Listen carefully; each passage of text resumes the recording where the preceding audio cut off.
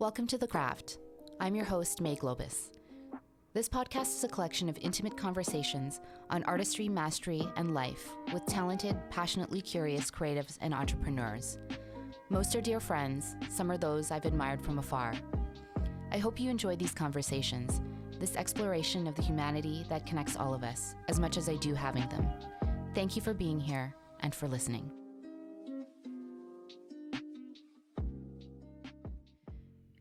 Designer Jamie Collins is an old soul through and through. Co-founder of Analog Design and co-founder and chief marketing officer of self-care brand Before, he's been creating beautiful visual languages for more than 2 decades and looks at the world with a reflectiveness that's rare these days.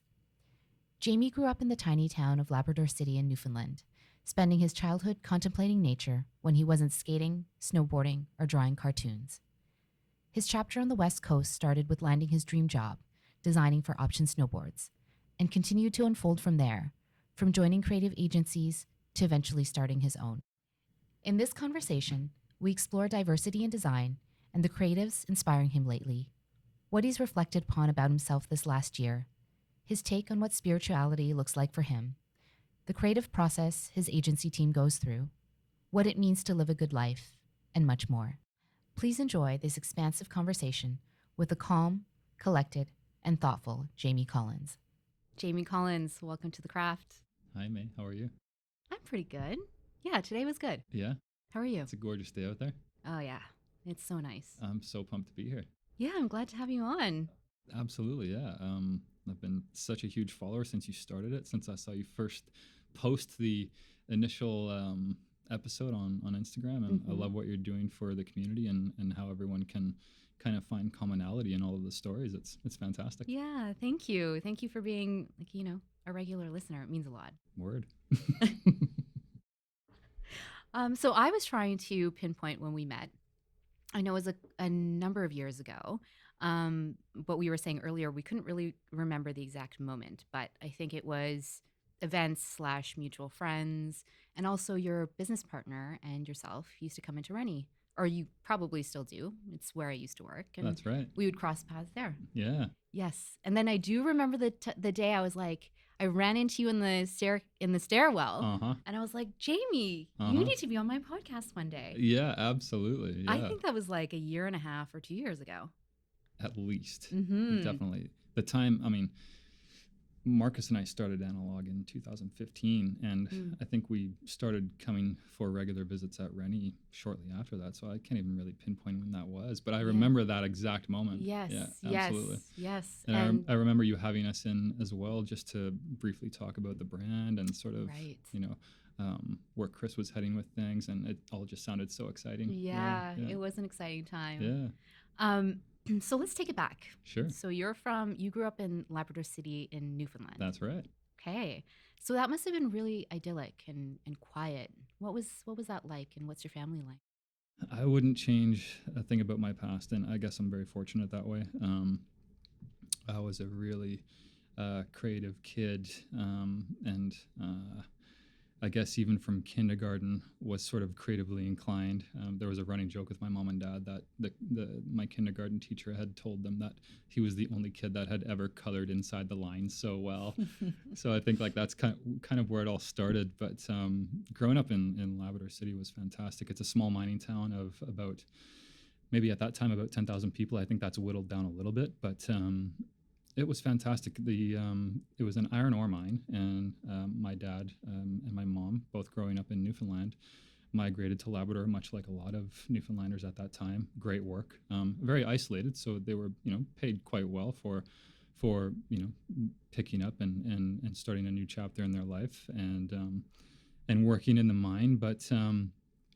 And that sort of happened in the late 60s, and then I was born in 1978, and it was just it was a well-supported community. The mine itself really contributed to the community. They built the ski hills. They built the cross-country ski trails, which were world-class. We hosted multiple events, national and international, for downhill and cross-country. They invested into a phenomenal 18-hole golf course. We had phenomenal arena. We had phenomenal curling. We held curling championships. So it was a very recreational town, and growing up that way was just amazing. It's in the middle of nowhere, very close to the Quebec border, actually. So we would always go buy our alcohol in Quebec when the age permitted, maybe a few years earlier. But I was always out in the forest, always inclined to be outside and just searching in nature. I know almost every corner of, I would say, the 30 kilometers that surround my small town, just because we explored so much. Right. And I was a very avid mountain biker. I had bikes ever since I was a kid. That was sort of everyone's means to freedom, when you're growing up in a small town. And explored. I think spending so much of my time outside really lended to my vibration now, and just sort of my demeanor as I am as a human. I think fairly calm and collected, and really tend to ponder and think about things before reacting too quickly. And I think spending most of my childhood in nature really benefited me in the long run. Did you spend time in nature on your own too, or was it always with your friends? Very much both. I mean, it was always so funny because we would be hiking the backcountry snowboarding, maybe young teenagers, and I would always be the dork, poking all of my friends and sort of reminding them, like, guys, check out the clouds, or check out that sunset, or just check out the way those trees look. And I was always very aware of the aesthetic of things and the emotional connection to things, and particularly in nature. But they would always kind of just laugh, "Oh, Jamie." But I was always that guy who was just so appreciative of like moments and things and what's around you, and how to appreciate that. But so I spent a lot of time biking on my own as well, and just hiking on my own, fishing on my own. It's actually a really nice time to grow up in that era, where you're, what do they call them? You're a latchkey kid, where you can just, you take your bike, you go off, you have an adventure, Bridge to Terabithia style, if anyone remembers that. But also, we're, at that age where when technology came around, we were still able to become digitally literate, but we still remember the analog world. 100%.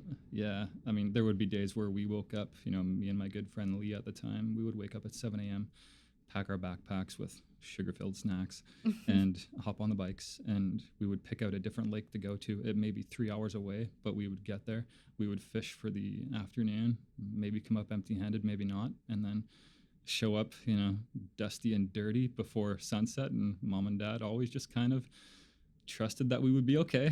Right, we would make it home alive, and the bears wouldn't get to us. But honestly, that was probably the only danger back then, was running into a bear, and thank God, knock on wood, it never really happened to a horrible degree. Yeah, well, the bear probably just wanted your sugar snacks. Yeah, exactly. Yeah, definitely. My sweet tarts and my gobstoppers. Big League Chew. Exactly. Fun Dip. Yeah. Fun Dip. Oh my gosh. I think that's still around, actually. It is around. Not that I bought it recently. Nice. You once mentioned in an interview that you were an introverted child. So do you think that kind of lent to the whole look at the trees, look at the clouds?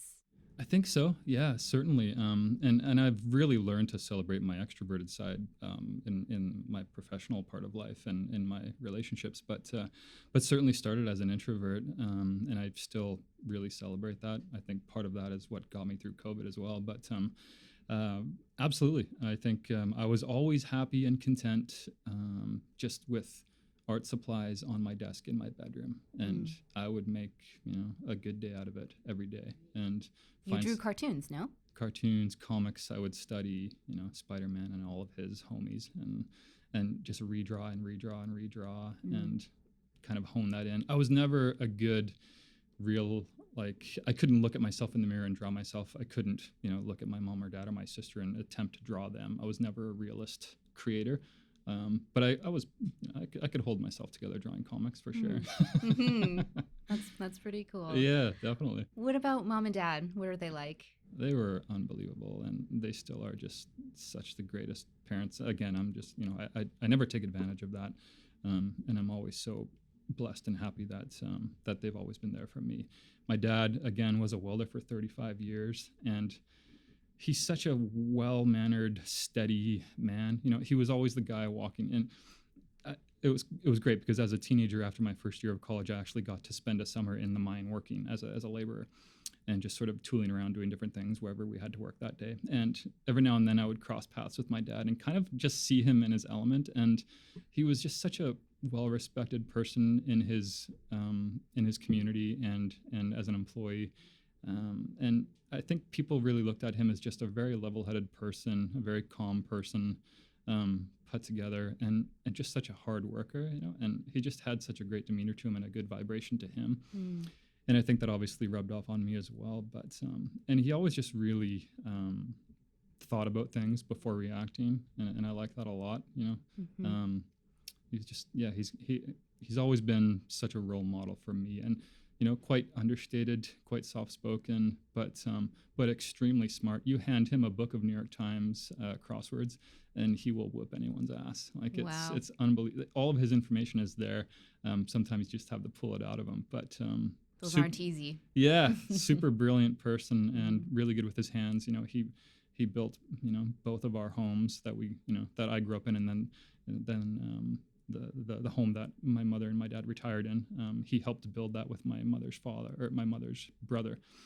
So he's always been so hands-on, and my mom was just like the classic rock star, stay-at-home mom. She went through little spouts of teaching aerobics, which like was amazing because she would be downstairs at night and we would have this huge Fisher stereo downstairs, and I think to this day it still works perfectly. You know, they don't make things like they used to, but these huge speakers and this Fisher stereo, and my mom would be downstairs making mixtapes for her classes, and I would be sitting right next to her just so enthralled with what she was doing and the music she was choosing, and like the peaks and valleys of why she would choose certain songs. And music is such a big part of my life because my mom and dad were just so into music. I mean, they built a rec room to have parties and listen to music and play darts. Like, it was just classics were always on. So that's a lot of fun. Yeah. So she was an amazing aerobics instructor. She also was amazing at retail. She did little windows of retail as well, and she was always such a well put together individual. Always aesthetically so just so keen and so put together. Like she always dressed so well. Our home was always so put together, you know.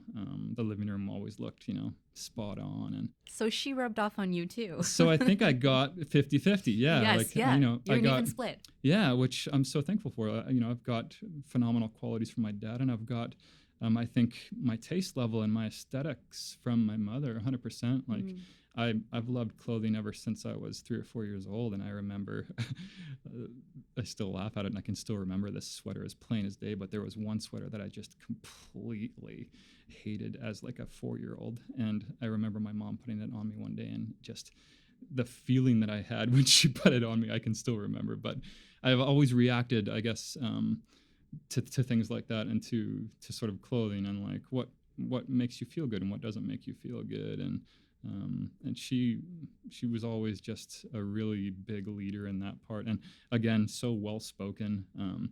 When she would hop on the telephone to order, you know, everything from Sears, because that's how people did it back in the day. Right, the catalog. You would call in from the catalog, and she would be so polite and so well mannered on the phone, and then when she would hang up the phone, the Newfie accent would kick back in. And it's hilarious, yeah. But she was, she's fantastic, and they're still both in Newfoundland. I still talk with them every Sunday religiously, and it's they're really close to me, and I'm really close to them. And it's, you know, obviously through COVID we haven't been able to see each other, but maybe this Christmas, hopefully, if things wind down a little bit.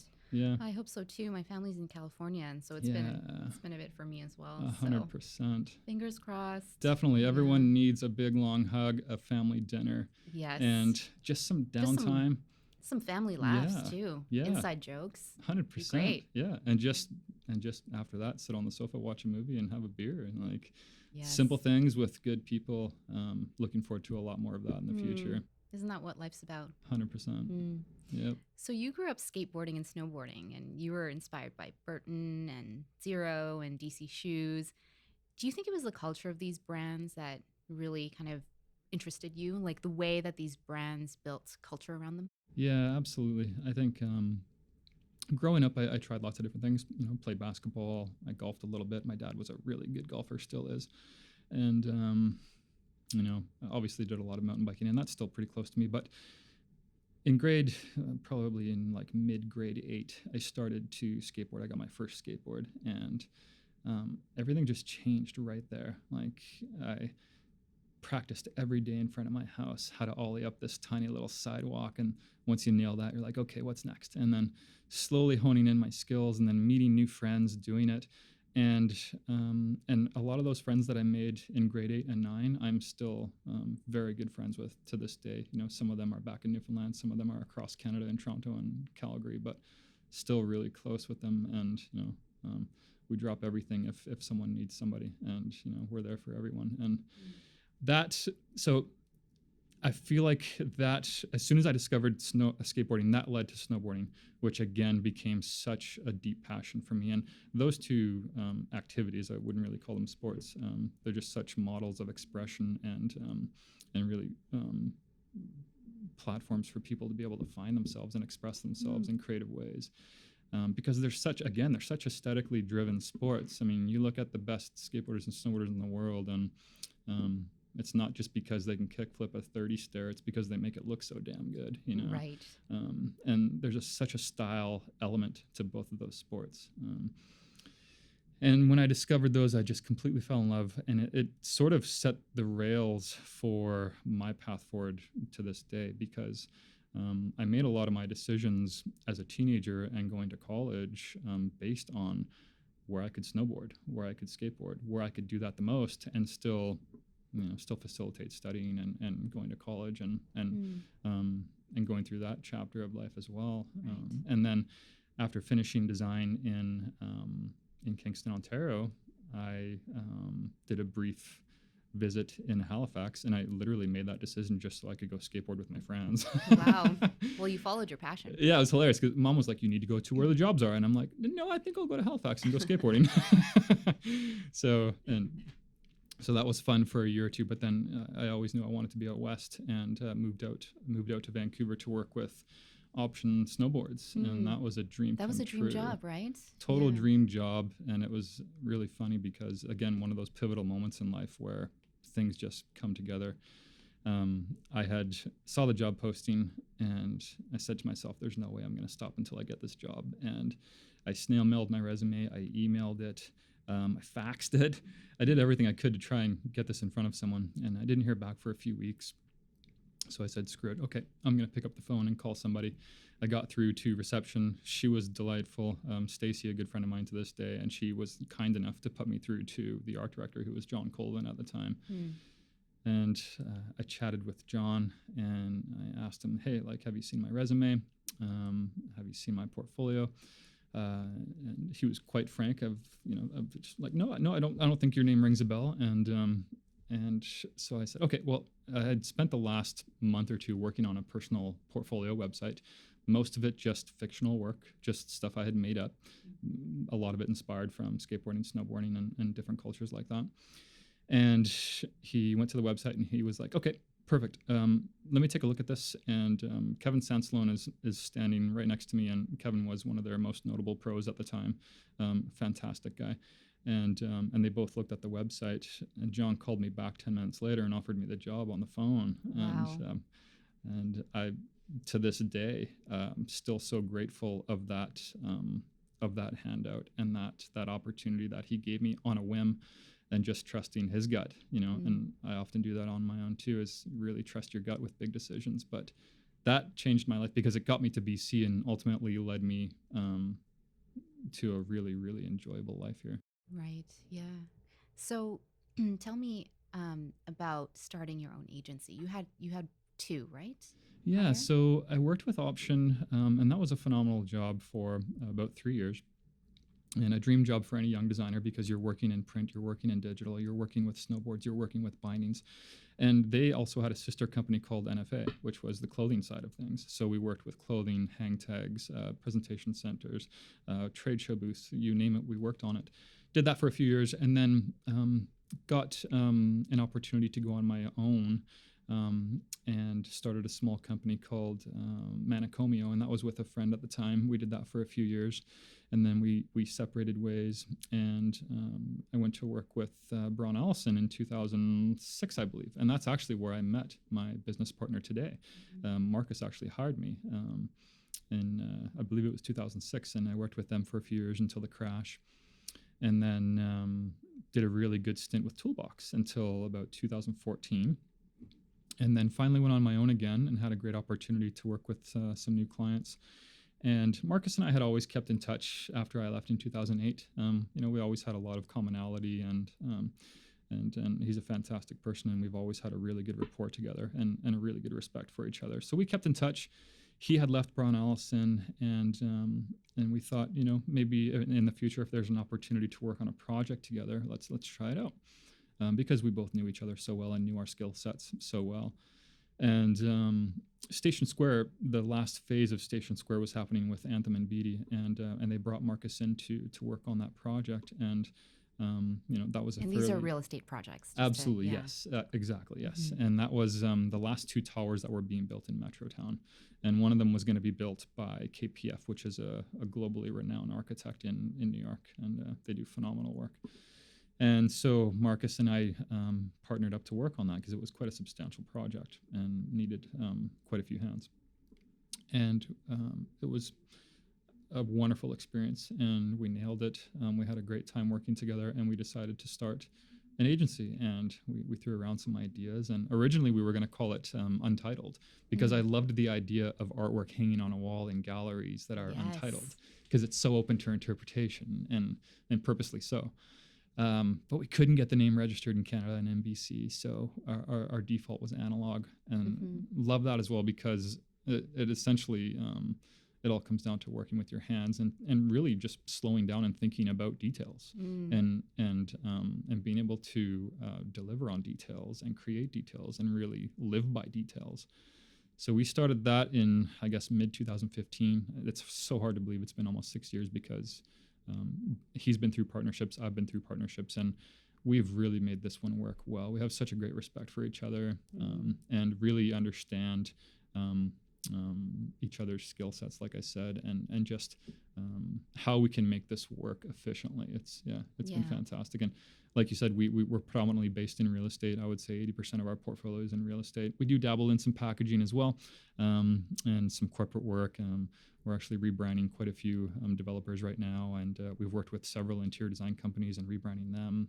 So whatever comes across the table, if we think it's a great opportunity where we can, build a beautiful relationship with a new client, most of those clients have actually been repeat work. So we're quite proud of that. Yeah, that was actually my question. How do you discern the projects that are aligned with your agency? And I imagine they're based on your core values. 100%, and it's always gut instinct. Marcus and I will always have a call, and we'll discuss. Is this right for us, or is it not right for us? How does your gut feel? And it's worked so far. Absolutely. Yeah. Right. Yeah. So tell me about your creative process. Yeah, it's interesting. We go pretty deep. Whenever we work on a new project, we purposely do a lot of front-loaded thinking. And let's say you came to us and you're putting up a tower downtown, and let's say you're working for a developer, and whether it's well, let me back up. Whether it's a development project or a project for milk or a project for a new website, we always start with a brand DNA, and that brand DNA process is very front-loaded, very heavy lifting, and we've had 99% success rate with that first presentation because we go so deep and so thorough with the exploration of that brand and the possibilities of that brand. And we go into strategic thinking. We don't overwhelm the presentation with a ton of strategic thinking. That's not the agency that we are. We specialize in execution with a really good foothold and a good backbone in strategy. And that front-loaded brand DNA has, like I said, has had a lot of success. And it involves a lot of drawing. It involves a lot of collaboration with our team. And we go through everything in painstaking detail so that when we get to the end of that presentation, like I said, 99% of the time the client is so excited to keep moving forward. And that's ultimately what we want. We want the client to walk away from that first meeting going, they get it, and they actually see even more opportunity than I did, maybe. And if we can have that added value based on the value add that we put into that document and that presentation, then usually everything else runs quite smoothly and efficiently. And I think that's been a bit of a secret sauce for us, because we walk away from that first meeting really solidifying the trust from the client, and that's a big part of it. The clients that have trusted us the most have allowed us to create the best work. Absolutely, 100%, definitely. That trust for sure, because then they're like, hey, we trust you to run with us. Definitely. That kind of actually takes me back to what you're saying, what we were talking about in terms of discernment of projects and your gut feeling, right? If you have a gut feeling about a project, it's because you're passionate about it. You feel some kind of fire about it. And then I suppose that shows in that first presentation, because I think we see an opportunity to really disrupt. And that's our challenge every day when we work. When I open my computer every morning, that is the challenge. How can we do something different? Because we know how much real estate is happening in Vancouver and beyond. We know how much of a mainstay it is for Canada's economy, and how much it contributes to the economy, particularly in Vancouver. And there's a lot of projects happening, and there's a ton of great work out there. And it's always a challenge for us to really talk with our team and throw ideas around and ensure that the final outcome is something that stops people, something that touches people, something that people appreciate, and something that sparks that next level of interaction from a potential customer. Super important. And something that your team can be proud of too, right? And you have to come to work excited about that opportunity every day. You're not gonna hit home runs every day. That's a part of life.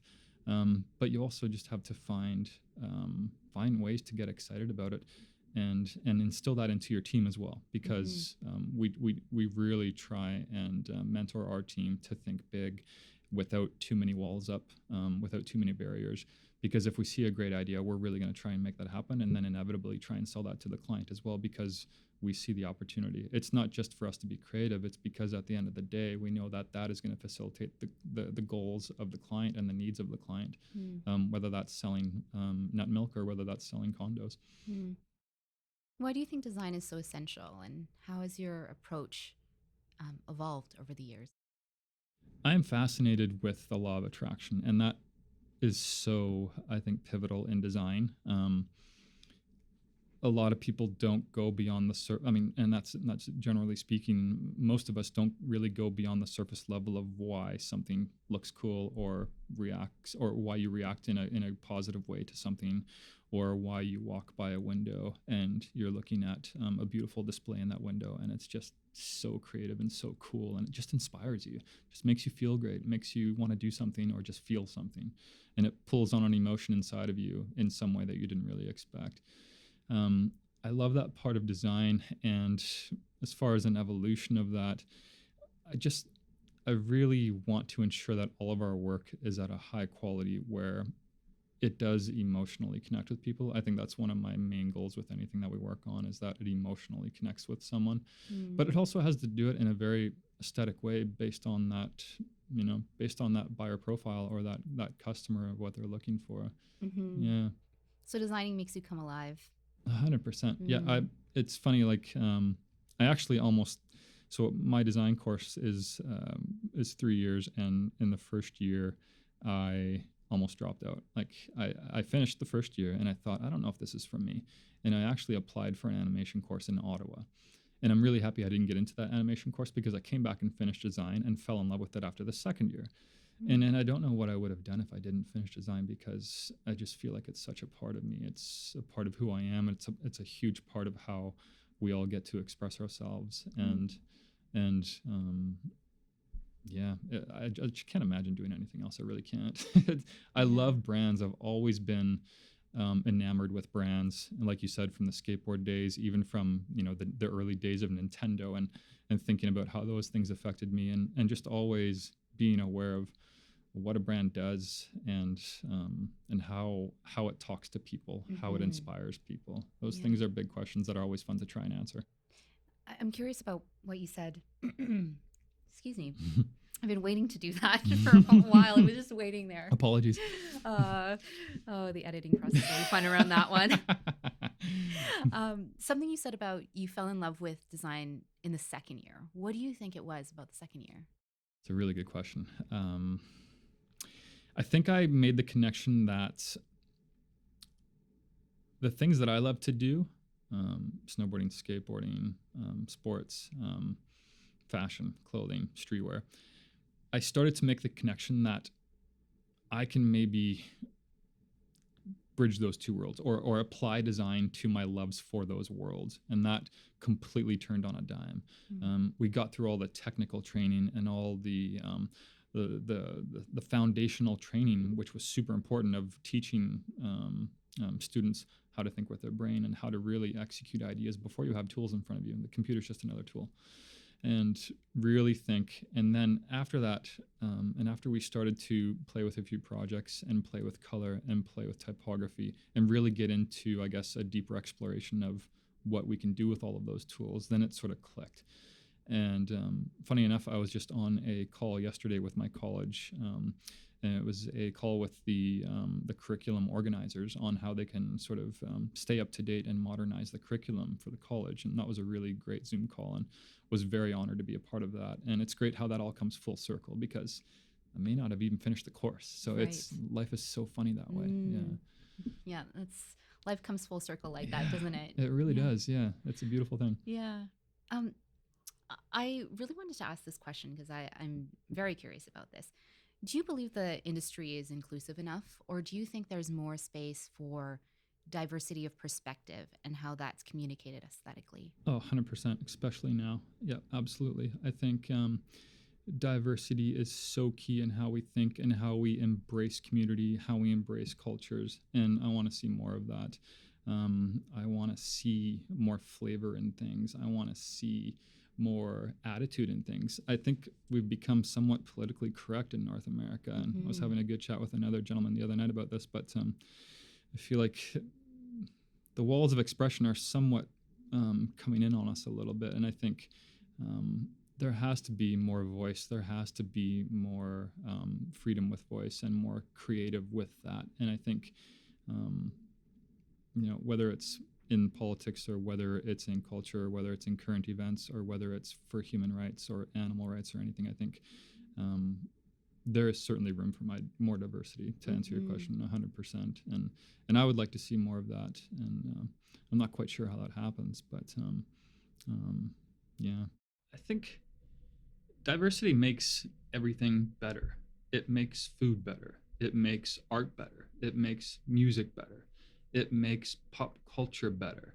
It makes politics better. It absolutely makes creative teams better, because you're bringing a multicultural view of life experiences and of the world together around one table. And I think creative is much stronger when you have a team that can weigh in with different life experiences and weigh in with different views and different music and different beliefs and different experiences that are close to them from childhood. I think diverse teams bring, more powerful solutions to the table. It also aids in creating a more inclusive world with creative, and pushing for that. And I think that's a powerful thing that I think creative agencies and creative teams really need to pay attention to, and bolster that, and help nurture that. What have you been seeing out there? I was thinking about this a while ago, and I guess it was just before Christmas when Virgil Abloh, who is a huge inspiration for me, when he first started at Louis Vuitton, I guess it's been a few years now, I thought that was such a brilliant move, and such a, I think the whole world could tell that some really creative things were to come, because he's such a creative individual. Grew up in similar, similar interests with skateboarding and music and things like that. But I guess it was before Christmas, and I was sitting down on watching YouTube and just, as we do, kind of Rabbit holing. rabbit holing, and I came across his new, I believe it was the menswear show for 2021, and it's not often that I watch something and then literally replay that thing a half a dozen times right there that night, and it was probably a 10-minute video, and I watched it over and over and over again. I just thought it was an exceptional execution of creativity, from audio, from visual, from cultural, from art, from everything. And you could tell like all of his strengths and facets were coming together, and as it does with everything he does. But I really got a sense that that was happening there, and it completely blew me away, just from the colors of the clothing, The greens, and all of the the green greens. marble. I have this really weird brain tweak around marble green.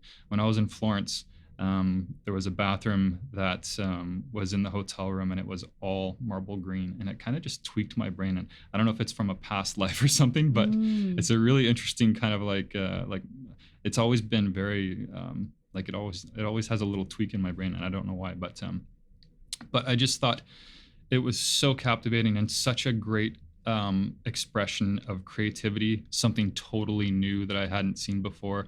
And then obviously when Most Def kicks in, halfway through, you're like, wow. And it Yes. starts to really move you from an audio standpoint. And I just thought that was one of the coolest things.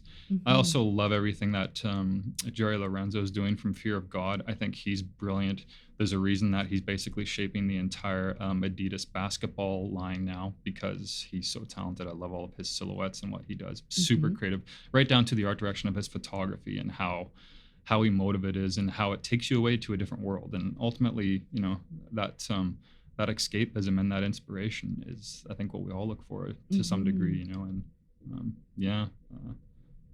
two very talented gentlemen that I look up to for sure. No, I agree. I know we were chatting about it. I know which video you're talking about for Louis. And I agree. I was just really, really captivated from even just the opening scene, just seeing, an African American person in snow. It's not, I don't know why. For me, I was just like, it was such a juxtaposition from the environment that we may expect that culture to consistently be in. Totally. And and then the spoken word that kicks in, and the dance. It was everything. It was so well. It's interesting because it's obviously so well choreographed and so well directed, but it still felt free and natural. The way he was moving in the beginning through the snow and dancing very organically felt like that's what he wanted to do right there. And although that was very planned and very beautiful, it felt very organic too, which I loved. And like you said, like the backdrop of the winter, and then how that transitioned into the inside, and I just thought it was so captivating. I'm glad you like that. No, it was awesome. When you sent it, I was like, oh my gosh. I'm like, I remember this. Yeah. And like, those are big positions to be in, like those brands and those like those facets of fashion influence the entire world. And those are big shoes to be in. And I think he's doing such an exceptional job. It's really cool. Yeah. And I think that it's a bold move for LVMH to recognize that and have the foresight. And be brave to understand that like his streetwear sensibilities are what LV needed, and his sheer talent in general. And like you said, for a luxury brand to recognize that was really cool. Yes. Yeah. Very, very cool. And we were also chatting too about Solange Knowles' creative studio and the work that she's been doing with her team, Saint Heron. I hope I'm saying that right. But yeah, if any of you listeners, please have a look at her site and have a look at just the lens and the perspective and the typography, the way that the prose is written on the page. It's very forward thinking. It's kind of unlike anything I've really seen. So absolutely, it's not your typical web experience. We are so gone. Well, I shouldn't say gone. I guess the evolution of the web has been very interesting, because in the Flash days, I'm talking 10 to 15 years ago, things got super creative because Flash allowed you to do almost any type of animation possible. from a storytelling perspective and a visual and musical perspective, that was amazing. A Flash slowly phased itself out. And I think everything got a bit more clinical on the web and a bit more sterile in a sense, because templates were coming in, and WordPress was getting super hot, and everything was becoming quite templated. And albeit for use of responsive design as well for mobile and tablet, everything sort of had to start collapsing in very aesthetically pleasing ways, and they still do today. But I feel like now there's almost a renaissance of web design happening with regards to artistic impression again. And I thought that was a great example because it's very untraditional and kind of more poetry than anything, and more visual poetry. And there's no real start or finish. It's kind of just dig in and start to explore. Yes. You're almost confused at first when you get on the site. I wasn't really sure what to do, where I would click, and because it wasn't obvious, but it also made it, you've used this word in previous conversations, discovery. Yeah. No, I love that. And I feel like, maybe that's what they need to teach more in school, or sort of, I guess, nurture more, is that real self-expression, expression of your soul, expression of your feelings within design, not just in the art world, but I'm a big believer in that some of the best graphic designers in the world do make a lot of their decisions through their heart and through their sort of sensitivities to aesthetics. It's not just problem solving; it's how you make that solution look and feel like it touches someone as well. That's where the real success is, I think. Yeah. Any other brands that you watch these days? Oh. It's a good question. What do I really dig into these days? It's so funny. I don't know. I just, like, for me, being so busy with work, I find it rewarding if I can just pick up a Monocle magazine and dig in for a little bit, or I still hoard selective magazines, not as bad as I used to, but but yeah, it's funny. I from a brand, like, my focus on fashion has depleted quickly. I just go for basics now, real simplicity, something that lasts. But from a branding perspective, that's a good question. There's so much to be inspired by, honestly. Like, you get on the web and it's go everywhere. so many places. Yeah. It is everywhere. Yeah. And I guess that it's almost like can't find my words right now, but it's almost like just being overwhelmed with design and overwhelmed with information and overwhelmed with just the digital age, I think.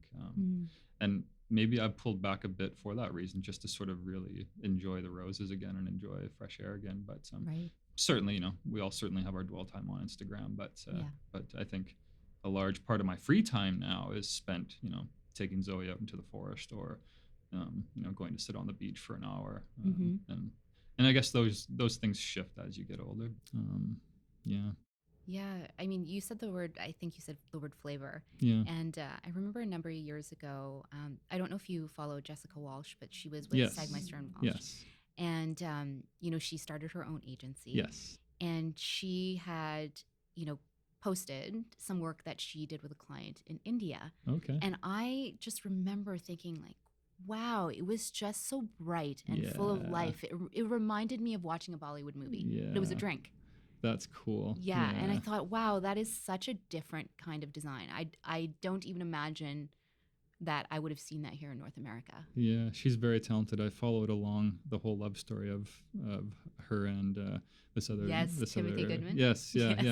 Followed along that whole campaign and that whole really that was such a great exploration of human connection, and doing it through design, and both of them being creatively inclined people was so cool. And she's ultra talented. And 40 Days of Dating, wasn't it called? Yes. Yeah. Oh my gosh, I followed that as well. Yeah. That was really cool. It was very cool. I like his work as well. Yeah. And I love that. I love to travel, and I love to be inspired by my travels.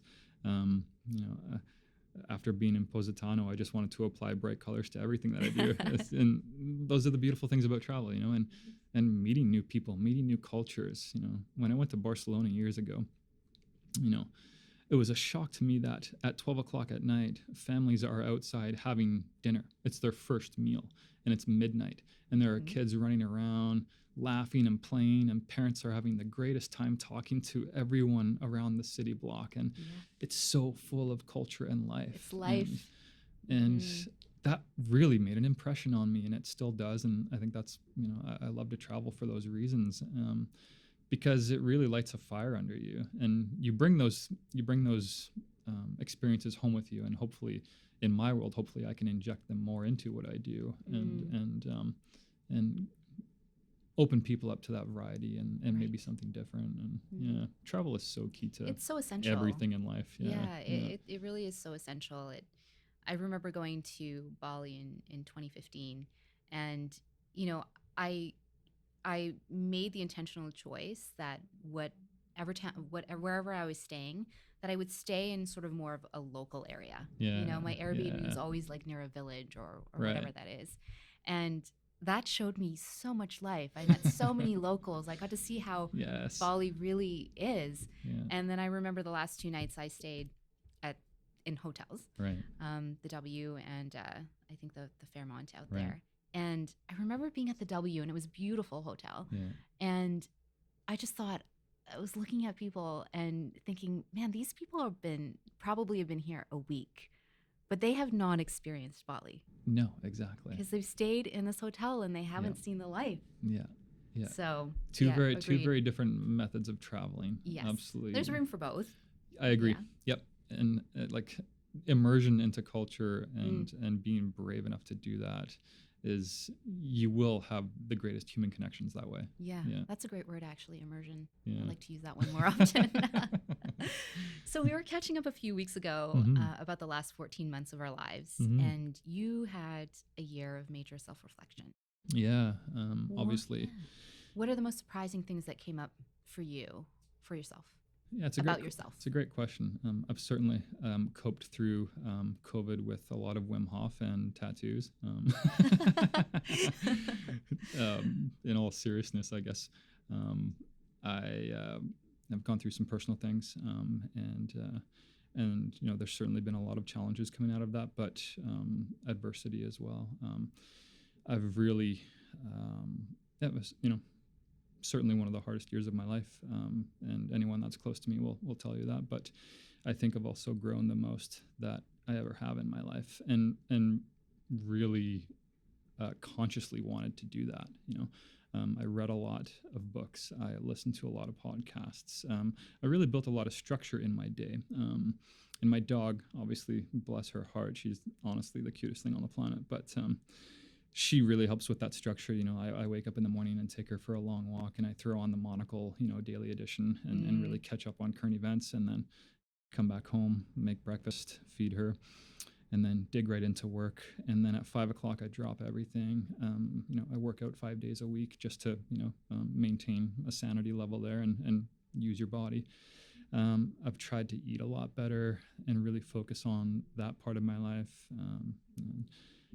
And really just build structure to the day, because I think that's what really got a lot of us through the last 12 months of such uncertainty and monotony in a lot of ways as well. I mean, it felt like Groundhog Day for the past year. So, and I feel like I have become such a stronger person because I took on that challenge to really, really grow myself and really, look at every day as an opportunity and find the silver lining in everything, and really pick yourself up from certain things and really recognize that there's an opportunity to grow, and it's really all about growth. And that structure and again, always being so blessed that Analog has been very busy during the COVID months. Not everyone can say that, and we're very lucky to be able to say that our staff has been employed and healthy and happy. And that has created a lot of, I think, structure and has been a rock in my life for the past 12 months for sure. Yeah, I know when we were catching, we were talking about rituals and daily rituals and how important Yeah. That is. I can hold to your sanity, yeah. I can hold my breath for 4 minutes. That's impressive. Yeah, thanks to Mr. Wim. Yes. But it's a total trip. Some places you go in your mind for that period of time, it's a really interesting sensation. And I almost find the first exhale after that, holding it for 4 minutes, to be where it literally feels like you're floating over the earth. Yes. Because all of the pins and needles come back and you get this sense of weightlessness, and it's such a trip. It's really interesting. Like, I've gone to some really cool corners of the world in that 4 minutes. Sometimes I pretend that I'm a drone and I'm floating over my old town, my hometown, and I'm kind of just like scoping out all of these memories that I had as a child of, like, I remember that corner of the forest where we used to build a jump and, and I wiped out on bike. Or I remember where we caught a really nice trout over there, and kind of just floating through really interesting experiences. You're astral projecting. Yes. Yes, absolutely.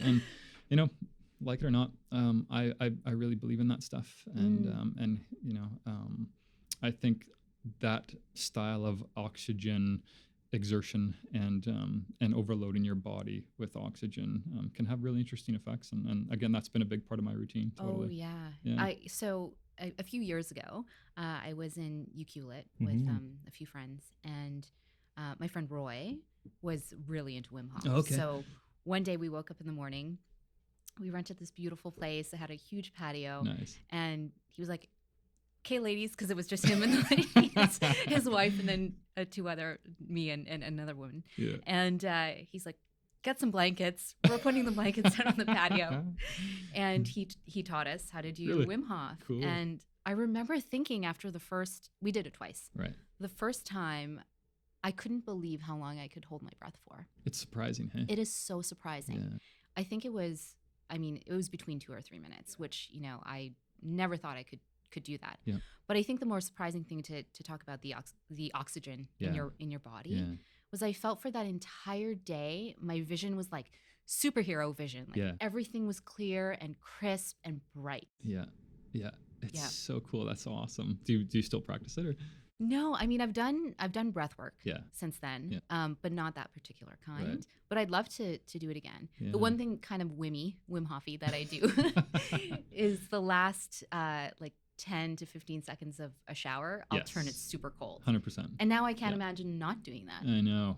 So isn't it cool how you can train your mind not to be afraid of that and actually embrace it after you hit that tipping point? Yeah, you're just like, actually, I need to do this. And sometimes I have to tell myself over and over, like, you're not going to die, you're not going to die. Yeah.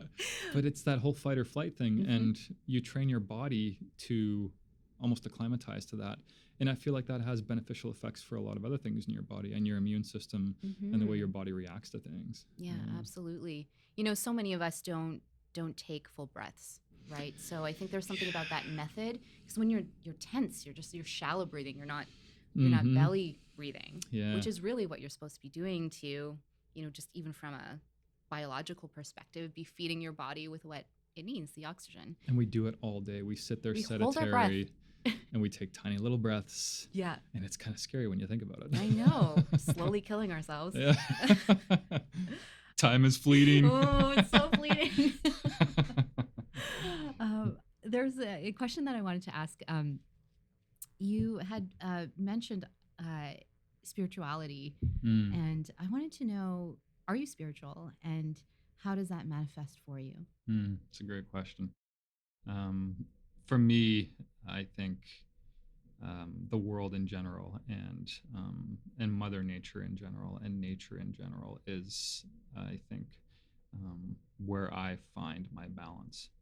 And it's directly from how I grew up and I guess just what I've enjoyed in my life and where I kind of recalibrate and recalculate.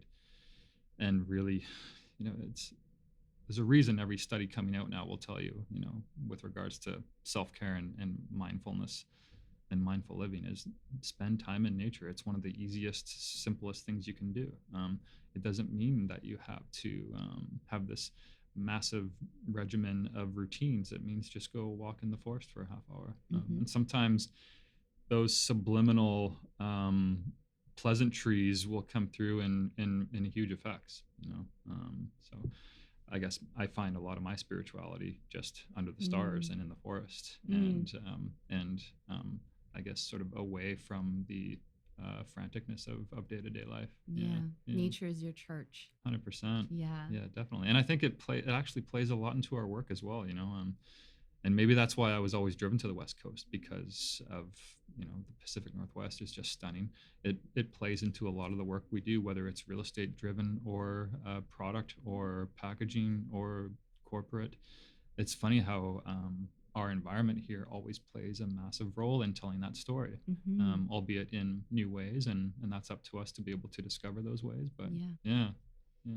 Yeah, nature's pretty incredible. You just said the word pleasantries, and yesterday after finishing up work, I took one of my favorite drives because it was just so nice. Mm-hmm. I like taking Marine Drive to Whitecliff Park. That Mm, whole mm, drive there, mm. and I love driving. I love my music. It's So, stunning. It's mhm. and talk about church, like drive. I mean, I grew up with, like, my mom and dad taking my sister and I for ice cream, 3 or 4 Mm, times a week, in the new car, yeah, and that would be like what we do. It sounds so suburban and like cliche, but like those things were. I mean, it's the same as having dinner around the table, and why that's such a coveted special time for families and for couples and for anyone hmm, to continue those traditions, because that's where you truly bond and maintain relationships. There's a reason why, like, the Mediterranean diet and a lot of European cultures live longer, because they really put an importance on the simplicities of eating together, dining together, drinking together, hmm, being at the cafe together. yeah, I've been looking a lot into those small communities off of Greece and off of Italy that are posting the highest centurion rates around the yes, world, of people living past 100. mm, And scientists were somewhat baffled, but can also equate it to great food, being social, and just great weather perhaps as well. But yeah. I think That's helpful. great food and being social, I think, are two of the Yeah, key pillars to just maintaining that I guess that happiness in life. yeah. I mean, we're tribal people, so Yeah, community is ultimately yeah, very, very important inherently in all yeah. of us. But that's a Yeah. good drive. I just Yeah. I've done it many times as well, and you have to do it early in the summer, otherwise it You'll becomes get the bikes. becomes a bit of a bike Yeah. path. Yeah. Which I kind of like that Frogger too, because I love a good driving Yeah. challenge. Yeah, definitely. Like, do I go now around this corner? Is Yeah. there another Oh car yeah. coming? It's like Frogger. It is like Frogger. Yeah. But actually there's so I did the drive and then I drove back and there's a secret beach that I will not mention here so stays a bit of a secret. Um but anyways, yeah, I took a book and I just posted up there just before sunset and got probably like a good half hour, 40 minutes. Yeah. And there was a bird on the beach and it just started singing like just before the sun went down. Really? And I'd never heard this type of bird before. And, pleasantries. I was Yeah. like, this is so lovely. And then, the sun went down, birds stopped singing. I was like, I think I'm good. I think, That's an you interesting know, time to start singing too for a bird. That's really yeah, cool. it was really cool. I Yeah. think there was two of them. So maybe they were like Yeah. chit chatting, Yeah. singing Yeah. to each other. Whispering sweet nothings. Yeah. Just before sunset. Definitely. Before they watched Netflix. Yeah. Yeah. So, anyways, it's so if anyone wants to, take a stress relieving, well, depending if the bikes are out, Hmm. that's a lovely one. Yeah, but to your point, I think it's important to identify those simple things that allow you to kind of just turn the brain off. Yeah. Yeah, You just enjoy it. and make time Mhm. for them, because I think the busier we are, those times are the first things that we kind of just push away, and you're like, I'll get to that, I'll get to that. But I think Mm, it's so important to actually prioritize and keep those on top of the list, yeah. because otherwise, it just gets Life harder gets and in the harder. way. Yeah. Yeah. I agree. I Yeah. agree. You have a new self-care brand that you're launching with Steve Thorpe, who is also a guest. Hmm. How excited are you? Beyond excited. And I believe as of today, we are essentially oversubscribed on the first round, which is a huge. Congrats. Thank you so much. Yeah, we've got a great team facilitating this, and we purposely wanted that first round of pre-seed investment to be individuals who are super excited about the idea, can add value to the idea, and so far so good. We've really honed in the product. It's something that is even better than we thought it could be. We obviously had goals and intentions, but we got to a place with the product that we are just overwhelmed with, and we can't wait to get it to market. That's obviously going to take some time with FDA approvals and other things, but we're super excited. Yes. Yeah, and I feel like I get to really manage their creation and voice and culture and lifestyle of a brand that I think can really hopefully add a lot of benefit and inspiration to people's lives. There's definitely a feel about it when you look at it. I hope so, yeah. And we've come at it from a completely unique angle, which I think will be our benefit to the market. How we market it, how we speak about it, and obviously the design is very crucial to a lot of that as well. So and more to come end of this year. Yeah, absolutely. And we're part of the I guess part of our differentiators for the brand and the product will also be very environmentally focused. We didn't want to start another company to just make another product. It has to be, it has to have a small carbon footprint. It has to be recyclable. It has to have those qualities. Otherwise, there's no point in doing it. Yeah. So more to come. Yeah, definitely. Yeah. We'll keep everyone posted. Absolutely. So I've got 2 more questions for you. So the second to last is, I listened to a podcast that you did for The Quickie, right, which is a show that interviews designers, illustrators, and other creatives. And I love how the host asks his guest what question they would ask the next guest. And your question was, what does it mean to live a good life? And you did answer the question yourself in that episode, but it's been a year since that episode and a pandemic later. So what would you say now about what it means to live a good life? It's probably the same thing I would say to myself as a younger person, would be to enjoy the ride, because life goes by in the blink of an eye. It really does. It's mind-blowing. Every time I talk to anybody, whether it's my parents, friends, or my dog, like, it's just this overwhelming sensation of time moving so fast and not being able to hold on to anything or grasp anything. And I think I would tell myself that, like, just enjoy the ride and continue to grow, really embrace growing. Our days are always sort of measured in, was it really good or was it really bad? Was there a victory today? Did I lose something today? Was it tough? And I would tell myself to, those things are great, but life is about everything in the middle. Life is about embracing the small things, embracing the simple things, embracing some of the routines that we have, some of the mundaneness that we have in our day-to-day life, and finding beauty in those things. And I think that's where the real value of life comes to fruition, is really looking at every day as a possibility, as a good thing, choosing to be a very positive person instead of thriving on pessimism or negativity, and looking at life that way. Life is as beautiful as you make it, and that's the bottom line. And it really is your choice for the most part. Obviously, there's variables in that for everybody. But I've really, I think, taught myself in the last, 10 years to really live that way. And I think it's had profound effects for sure. Yeah. I really like that. Thank you. My final question. With what you do, what is it that you want to leave behind in the world? It's always a really good question. It's nothing out of the ordinary. It's nothing. I don't think it's nothing that I can't achieve from the orbit of my professional life. I want to continue to just inspire people. Ironically, a few weeks ago, I got this DM from a photographer in Vancouver, and it was such a random DM, and he just wanted to reach out and say, hey, I walked by a presentation center that you designed, and I just really wanted to let you know that the branding was so beautiful, and every time I walk home, it's something I look forward to looking at or look forward to seeing. And it was the first time I had ever been, I guess, given that type of compliment, and it really touched me, and it really meant a lot to me. And I hope that even though it goes unspoken most of the time, I hope people respond well to what we put out into the world.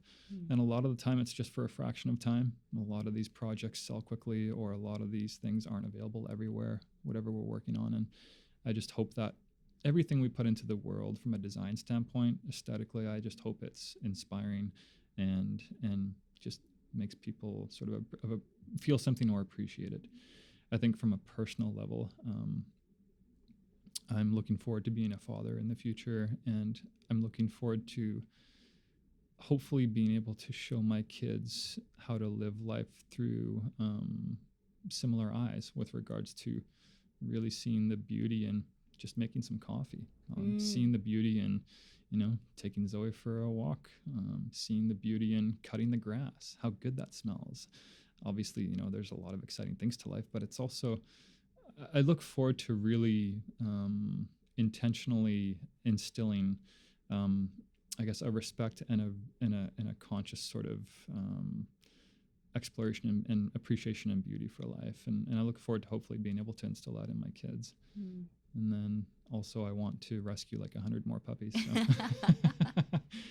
The goal is to have a little ranch on the Sunshine Coast, build a beautiful retirement home there. Nothing extravagant, just, really cute and cozy.